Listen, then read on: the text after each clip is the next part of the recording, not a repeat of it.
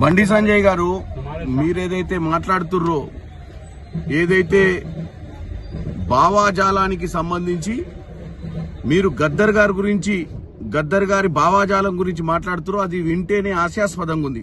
మీరు ఒక క్యాబినెట్ మినిస్టరా కార్పొరేటరా? మీరు ఎందుకంటే మీరు అధికారంలో ఉంటే బీజేపీ భావాజాలం ఉన్న వాళ్లకు, రైట్ వింగ్ భావాజాలం ఉన్న వాళ్ళకే మేము పద్మ అవార్డులు ఇస్తామని చెప్పినట్టుగా ఉంది.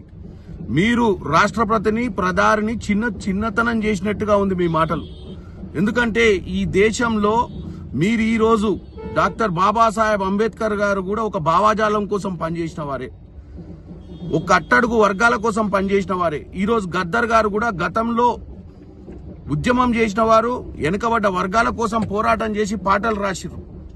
మధ్యన మీరు పరేడ్ గ్రౌండ్ లో పెడితే మీ నరేంద్ర మోడీ గారి దగ్గరకు కూడా వచ్చిన విషయాన్ని మీరు మర్చిపోయినట్టు. అంటే ఈ విషయం చూస్తే రానున్న రోజులలో భారతదేశంలో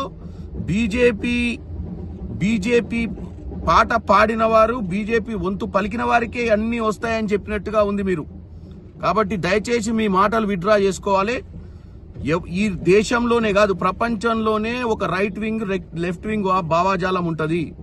ప్రతి దగ్గర అధికారం మారుతూ ఉంటది. కానీ ఈ అవార్డులు అనేది నిష్పక్షపాతంగా ఇవ్వాల్సినటువంటి ఆ పరిస్థితి ఉంటది.